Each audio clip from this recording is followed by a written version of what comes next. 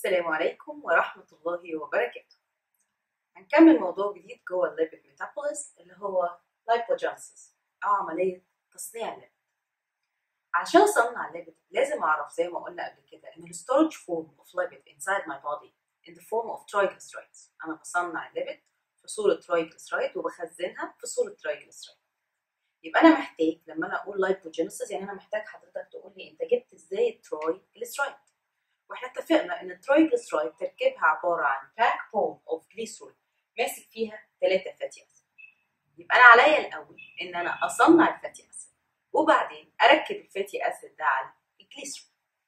علشان اعمل فاتي اسيد سينثيز عندي 3 طرق، او ده الكلام القديم، ان انا عندي طريقه اكسترا ميتوكوندريال يعني سيتوبلازميك، وعندي طريقه ميتوكوندريال او رايبوزومال يعني بتحصل جوه الميتوكوندريا او جوه الريبوزوم، بس الطرق دي مش سينثيز، دي elongation، دي بطول بيها الفاتي اسيد مش بصنعه.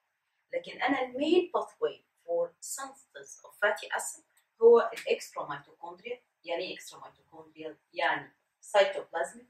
وبما ان انا ببدا من العدم، ببدا من لا شيء، ببدا من تحت، ببدا اكون وانا ما عنديش اي حاجه، فبسمي ده دي نوفو. دي نوفو دي كلمه فرنساوي معناها ان انا ببدا جديد نوفي، زي ما بنقولها كده، هي جديد نوفي، هو فعلا دي نوفو سينثيز او اكسترا ميتوكوندريال باثواي فور فاتي اسيد سينثيز او سيتوبلازميك. الثلاثه دول واحد.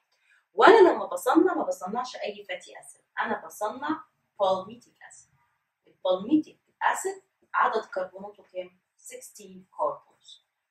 يبقى انا عشان اعمل عمليه لايبوجينيسيس لازم الاول اصنع فاتي اسيد وات ايفر بالميتيك اسيد او فاتي اسيد اطول منه، وبعدين اركب 3 فاتي اسيد من اللي انا صنعتهم دول على الجليسرول عشان يتحول الى تراي اسايل جليسرول او ترايجليسرايدز اللي هي الستورج فورم اوف ليبيد انسايد ماي بودي عشان اقدر اخزنها.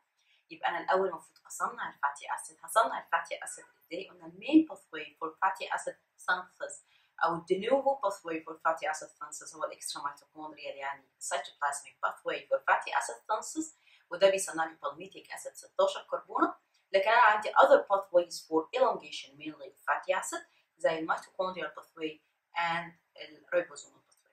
تعالوا نبدا الاول بالمين pathway for fatty acid synthesis which is de novo pathway او cytoplasmic pathway for fatty acid synthesis او cytoplasmic pathway for fatty acid synthesis. اتفقنا ان الباثواي ده بيصنع palmitic acid.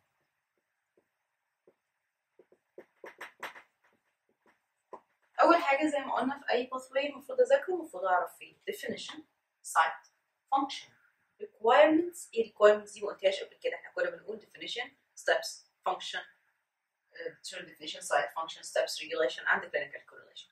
أنا جبت سيرة requirements دي ساعة لما كنت بعمل glycogenesis، عملية تصنيع الجلايكوجين. ده برضه عملية تصنيع فعلا. لما بكون بصنع حاجة محتاج حضرتك الأول تجهز لي اللي أنا محتاجه عشان أبدأ عملية التصنيع. علشان ما اجيش في النص اقول لك فين كذا روح دور هات ولا ما ينفعش. خلاص بدانا التصنيع كله جاهز عشان نبدا نصنع، فاكون مجهز كل الريكويرمنتس بتاعتي قبل ما ابدا عمليه التصنيع. ايه ريكويرمنتس بقى فور فاتي اسيد سينثيز؟ ايه هي؟ اول حاجه انا محتاج اسيتايل كوين. الحاجه الثانيه محتاج ناد بي اتش بلس اتش. الحاجه الثالثه فاتي اسيد سينثيز كومبلكس. هنعرف الكلام ده دلوقتي بالتفصيل. بعد كده هنقول الستبس والريجوليشن. نبدأ بأول خطوة، أول نقطة عايزين نعرفها إيه هو definition. يعني إيه de novo synthesis of fatty acid؟ يعني synthesis of palmitic acid. أنا بصنع palmitic acid. synthesis of palmitic acid from acetyl-CoA. هو synthesis of palmitic acid from acetyl-CoA. ده definition. السايت بيحصل في السيتوبلازم، هو اسمه extra mitochondria، فهو بيحصل في السيتوبلازم بتاع كل التيشوز. لا، في تيشوز كتير في جسمي قادرة. المين تيشوز اللي concerned with fatty acid synthesis هي liver, lactating mammary gland, adipose tissue. دي المين tissues اللي concerned with fatty acid synthesis أو lipogenesis as a whole. الليفر والadipose tissue والlactating mammary gland. بس في other tissues في جسمي قادرة على إنها تعمل cytoplasmic pathway for fatty acid synthesis زي lung, البرين، الكدني. يعني مش بس الثلاثة تيشوز اللي أنا قلت عليهم المين تيشوز دول هم دول بس اللي بيحصل فيهم fatty acid synthesis. يبقى المين تيشوز اللي بيحصل فيها fatty acid synthesis هي liver, adipose tissue and lactating mammary gland. في other tissues زي البرين زي اللنج زي الكدني. فانكشن ستورج، الاكسس كاربس زي ما قلنا بعد ما بملى الدراج بتاعت الجلايكوجين بروح ناقل على النكست ستيب انها اعمل لايبوجينيسيس واصنع ترايجليسرايدز علشان اعمل. بعد كده زي ما قلنا requirements بقى كل نقطه من دول ممكن تيجي سؤال لوحده، وممكن اقول لك سؤال what are or enumerate the requirements for the de novo synthesis of fatty acid او for palmitic acid synthesis. الريكويرمنتس بتاعت حضرتك هتبقى زي ما قلنا acetyl CoA NADPH+H وفاتي اسيد سينثيز كومبلكس. كل نقطه من دول ممكن تيجي سؤال لوحده، يعني يقول لك what is the role of acetyl CoA in fatty acid synthesis or what is the sources of carbon skeleton for palmitic acid. لان احنا قلنا البالميتيك اسيد ده 16 كربونه، 16 كربونه. الكربونات دي هجيبها منين؟ هجيبها من الاسيتايل CoA. بما اننا قلنا ان الاسيتايل CoA 2 كربونز يبقى انا هحتاج كام؟ هحتاج 8 اسيتايل CoA. يبقى انا for fatty acid synthesis for palmitic acid synthesis sources of carbon carbon skeleton of palmitic acid is acetyl CoA. والاسيتايل CoA بما ان كل واحده فيهم 2 كربونز وانا هحتاج 16 كربون عشان اصنع البالميتيك اسيد، يبقى انا هحتاج 8 اسيتايل CoA. بعد كده زي ما احنا اتكلمنا في الاتش ام بي شنط انا هحتاج NADPH+H. طب احنا اتفقنا قبل كده في الفيديو بتاع الاتش ام بي شنط في الكربوهيدرات ميتابوليزم ان الاتش ام بي شنط is the major source of reduced NADP. اكتر حاجه بتديني reduced NADP اللي هو NADPH+H هي الاتش ام بي شنط، بس هي مش الاونلي سورس. انا عندي two other minor sources بتدي كميات قليله، لان احنا اتفقنا في الاتش ام بي شنط اقل حاجه هتديها لي الاتش ام بي شنط لو انا بادئ باقل حاجه اللي هم 3 جلوكوز 6 فوسفيت تديني 6 molecules من NADPH+H. لكن انا ممكن اجيب السورسز الصغيره الثانيه كل واحد بيديني واحده لان هو رياكشن، فكل رياكشن يديني واحده زي ما هنشوف دلوقتي. يبقى انا عندي major source of NADPH+H اللي هو HMP شنط، وعندي two other minor sources اللي هم عباره عن reactions. بعد كده الفاتي اسيد سينثيز كومبلكس، وواضح ان ده موضوع كبير، تعالوا ناخدهم نقطه نقطه ونتكلم فيها. اول requirement عندي في requirements for fatty acid synthesis هو الاسيتايل CoA. والميجور source of acetyl CoA entering fatty acid synthesis هو البيروفيت dehydrogenase complex. لو حضرتك مش فاكر البيروفيت dehydrogenase complex هستأذن حضرتك في فيديو بنفس العنوان pyrovate dehydrogenase complex جوه البلاي ليست بتاعت الكربوهيدرات ميتابوليزم. البيروفيت هيبقى جاي من الجلايكوليسيس، والبيروفيت dehydrogenase complex reaction بيحصل inside the mitochondria. بس احنا اتفقنا ان البالميتيك اسيد دي نوفو سينثيس بيحصل في السيتوبلازم، يبقى انا محتاج انقل الاسيتايل CoA اللي هيجي من البيروفيت ده لبره للسيتوبلازم. بس للاسف زي ما اتفقنا ان الميتوكوندريال ميمبرين رخمه ما بتعديش اي حاجه، فهي impermeable to acetyl CoA، وبالتالي انا محتاج اعمل شطر. بدل انا هضحك على الميتوكوندريال ميمبرين عشان اعدي حاجه ما بتعديش، هيبقى دي زي ما اتفقنا اسمها شطر. الشطر دي اسمها citrate شطر. ليه؟ لان انا بستغل اول رياكشن في الكريبس سايكل اللي هو السيتريت سينثيز، هدمج الاسيتايل CoA مع الاوكزالو اسيتيت عن طريق السيتريت سينثيز اللي هو اول رياكشن في الكريبس، واجيب سيتريت او سيتريك اسيد. وبعد كده السيتريت دي بتطلع بره بتعدي الميتوكوندريال. طب هو انا هجيب الاوكزالو اسيتيت منين؟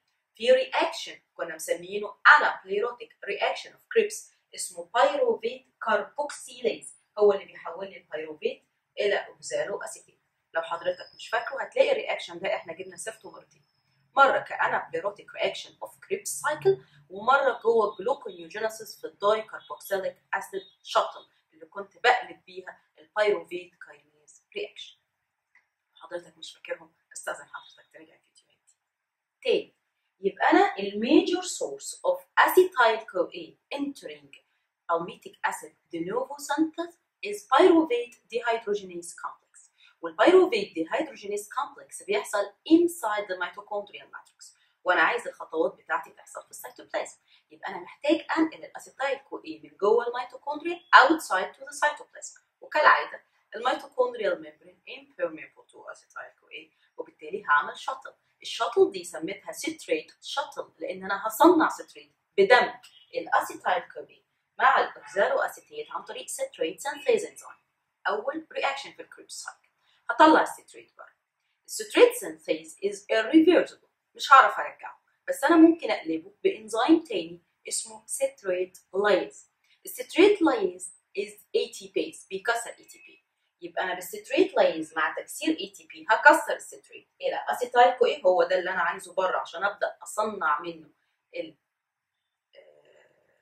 البالميتيك اسيد، والى اوكزالو اسيد. الاوكزالو اسيد بقى اعمل بيها اللي انا عايزه، ممكن احولها ماليت، ممكن ابقى ارجعها تاني الماليت جوه، استخدمها ماليت بره بالمالك انزيم زي ما هنشوف. المهم ان انا طلعت الاسيتايل كو بره. كام واحده بقى هعمل العمليه دي 8 مرات عشان انا محتاج 8 اسيتايل كو عشان اصنع البالميتيك اسيد. ده اسمه citrate shuttle. يبقى انا عملت ايه؟ The major source of acetyl CoA entering palmitic acid de novo synthesis is pyruvate dehydrogenase complex, which take occurrence inside the mitochondrial matrix. But the acetyl CoA can't pass the mitochondrial membrane, so it's converted into citrate by condensation with oxaloacetate by an enzyme called citrate synthase enzyme. And then, when the citrate comes out inside the cytoplasm, it's degraded by an enzyme called citrate lyase, which needs degradation of ATP, and then generating the acetyl CoA and oxaloacetate. This process occurs 8 times, as I require it for 8 molecules. I need 8 molecules of acetyl CoA for formation of palmitic acid. زي ما اتفقنا دي اسمها citrate shuttle. كده احنا خدنا كام شطل؟ أول شطل كانت الدايكربوكسيليك أسيد شطل اللي احنا قلناها في الجلوكونيوجينيسيس. اراجع الفيديو بقى كده على الجلوكونيوجينيسيس لو انا مش فاكرها. خدنا 2 شاتلز في الاكسيديشن اوف اكسترا ميتوكوندريال ناد اتش بلس اتش اللي هم الجليسروفوسفيت شاتل والماليت اسبارتيت شاتل، ودول هتلاقيها عندك في فيديو بتاع الميتوكوندريال دي ان اي اند شاتلز. وبعد كده دي الستريت شاتل، ولسه هناخد شاتلز ثانيه. انت لو جيت حضرتك انيومريت مثلا 3 شاتلز او 4 شاتلز او 5 شاتلز، تمام. يبقى احنا جبنا اول ريكويرمنت اللي هم ال8 اسيتايل كو طلعتهم جهزتهم لك في السيتوبلازم. انا بعد كده عايز ناد بي اتش بلس اتش. تاني حاجه من الريكويرمنتس المهمه علشان اعمل البالميتيك اسيد ان انا محتاج ناد بي اتش بلس اتش. اتفقنا عندي ميجر سورس فور ناد بي اتش بلس اتش اللي هو اتش ام بي شنت، هو ده اعلى سورس من الريديوز ناد بي. وقلنا ان اقل حاجه يديها لي السايكل الواحده من اتش ام بي شنت ممكن تديني 6 ناد بي اتش بلس اتش. ده المينيمم لو انا بدات ب 3 مولكيولز بس من الجلوكوز 6 فوسفيت، وده طبعا مش اللي بيحصل. انا باخد كميات اكبر من كده بكتير من الاتش ام بي شنت. علشان كده ربنا خلق لنا الاتش ام بي شنت في التيشوز اللي هي محتاجه تصنع كميات كبيره من الفاتي اسيدز. زي كده ما قلنا ان هي موجوده في الليفر والاديبوس تيشو واللاكتيتنج ميموري جلاند، ان احنا قلنا ان دول الميجر تيشوز اللي بيحصل فيهم عمليه اللايبوجينيسيس. بس مش هي دي الاونلي سورس. يعني لو لا قدر الله حد عنده مثلا جي 6 بي دي ديفيشنسي مش هيعرف يعمل fatty acid synthesis، ده مش حقيقي.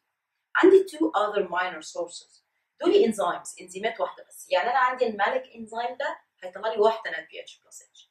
سيتوبلازميك ايزوسيتريت ديهيدروجينيز هيطلع لي واحده ناد بي اتش بلس اتش. المالك انزيم بيشتغل على الماليت في السيتوبلازم. طبعا انا لازم ابقى في السيتوبلازم، انا قلت ان انا البالميتيك اسيد دي نوفو سينثيز بيحصل في السيتوبلازم، فانا محتاج ان انا يبقى متوفر عندي ناد بي اتش بلس اتش في السيتوبلازم. ما تجيش تصنعوا لي في الميتوكوندريا وبعد كده اقول اعمل شطل، لا هو مش طبيعي. هو انا جبت الاسيتايل كو من جوه الميتوكوندريا لان الميجور سورس بتاعي كان البيروفيت ديهيدروجينيز كومبلكس اللي بيحصل جوه الميتوكوندريا ماتريكس. لكن مش منطق بقى يعني ودك منين يا جحا اصنعهم واقعد ادور اطلعهم، لا خلاص. فقال لك المالك انزيم ده بيحصل في السيتوبلازم، هيشتغل على الماليت يحوله الى بيروفيت ويصنع لي 1 مولكيول من الناد بي اتش بلس اتش. في انزيم تاني اللي هو السيتوبلازميك ايزوسيتريت ديهيدروجينيز. سيتوبلازميك ايزوسيتريت ديهيدروجينيز، احنا قلنا الايزوسيتريت ديهيدروجينيز ده قبل كده في الكريبس سايكل. بما ان الكريبس كانت بتحصل في الميتوكوندريا، فانا عندي الايزوسيتريت ديهيدروجينيز ليها 2 ايزوفورمز، 1 in the mitochondria اللي هو جوه الكريبس سايكل، و1 في السيتوبلازم اللي هو ده.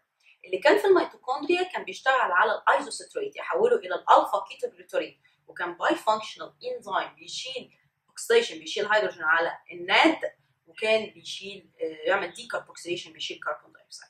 برضه السيتوبلازميك ايزوسيتريت ديهيدروجينيز از باي فانكشنال وبيعمل حاجتين برضه، هيشيل هيدروجين بس هنا هيشيلها على الناد بي، وهيشيل الكربون دايوكسيد بالديكاربوكسيليشن، وبرضه هيحول الايزوسيتريت الى الفا كيتوجلوترين. يبقى ده تاني انزيم خدناه ليه 2 ايزوفورمز، 1 في الميتوكوندريا و1 في السيتوبلازم with different coenzymes. اول انزيم خدناه كان كده، كان الجليسرول 3 فوسفات ديهيدروجينيز بتاع الجليسرول فوسفات شطل. كان الكو انزيم بتاعه في السيتوبلازم ناد، وفي الميتوكوندريا فات. ده الايزوستريت ديهيدروجينيز. الكو انزيم بتاعه في الميتوكوندريا ناد، في السيتوبلازم ناد بي. نرجع تاني. sources of reduced NADP major sources HMB shunt والminor source two minor sources malic enzyme and the cytoplasmic form of the isocytrate dehydrogenase. تمام، يبقى انا كده وفرت لحضرتك اول requirement اللي هو 8 molecules من الاسيتايل كو اي، تاني requirement اللي هو NADPH plus H، تالت requirement acetyl CoA synthase. سوري acyl CoA synthase او fatty acid synthase complex. تالت requirement زي ما اتفقنا هي الفاتي اسيد سينثيز كومبلكس. اسمه كومبلكس لان هو مش انزيم واحد، زي ما اتفقنا كده لما كنا بنقول بايروفيت ديهيدروجينيز كومبلكس، الفا كيتوجلوتاريت ديهيدروجينيز كومبلكس. اي كومبلكس is not one single enzyme. برضه الفاتي اسيد سينثيز كومبلكس is complex more than one enzyme. هو دايمر. دايمر يعني two parts. each monomer كل جزيء فيهم هو لازم يبقى دايمر على فكره. الاكتف فورم بتاعه هو الدايمر فورم، يعني هو لو مونومر هيبقى inactive. هو 1 unit inactive، لازم عشان يبقى active يبقى 2 units ماسكين في بعض. الدايمر ده عباره each monomer فيه عباره عن 7 different enzymes. ال 7 different enzymes دول قصاد التانيين مترتبين head to tail، يعني راس ده قصاد تيل ده، والتيل ده قصاد هيد ده. تمام؟ يعني من الاخر لو اتفقنا ان ده انزيم نمبر 1 هيبقى ده انزيم نمبر 7، ولو ده انزيم نمبر 7 يبقى ده انزيم نمبر 1. يبقى the fatty acid synthase complex is a dimer. Each monomer is consisting of 7 different enzymes. الاندز بتاعته سواء كانت الهيد او التيل لازم يكون فيها ثايول جروب اللي هي SH جروب. يبقى الاند بتاعته بتبقى ثايول جروب او SH جروب. واحده فيهم بتبقى جايه من الاسايل كارير بروتين. اسايل كارير بروتين ده درايفد من الفوسفوبانتوثينيك اسيد، ده ممبر من فيتامين بي كومبلكس. يبقى الاسايل كارير بروتين هيبقى providing me with a thiol group SH. SH دي هي المهمه، هي اللي انا هقعد اشير عليها زي ما هنشوف دلوقتي. اما الثانيه الاس اتش الثانيه هتبقى جايه من السيستين امينو اسيد. سيستين امينو اسيد هو اللي providing me with the other thiol group. يبقى لو انا عندي اس اتش دي جايه من الاسايل كارير بروتين، هتبقى الاس اتش بتاعت المونومر اللي قصادها هتبقى جايه من السيستين امينو اسيد. تمام؟ يبقى انا كده جهزت 3 ريكويرمنتس. الاسيتايل كو اي قلنا جبنا 8 اسيتايل كو اي، والمين سورس بتاعها بيبقى البيروفيت ديهيدروجينيز كومبلكس اللي بيبقى جوه الميتوكوندريا، وهشيلها من الميتوكوندريا للسيتوبلازم عن طريق الستريت شاتل. بعد كده قلنا ال NADPH plus H قلنا الميجر سورس هو ال HMP shunt، والتو ماينر سورس الماليك انزيمز والسيتوبلازميك ايزوستريت ديهيدروجينيز، وجهزنا الفاتي اسيد سينثيز كومبلكس. هنعرف السبع انزيمز بالتفصيل بتاعت each monomer واحنا بناخد الستبس. الفيديو الجاي ان شاء الله steps for the Novo synthesis of fatty acids. اشوفكم على خير.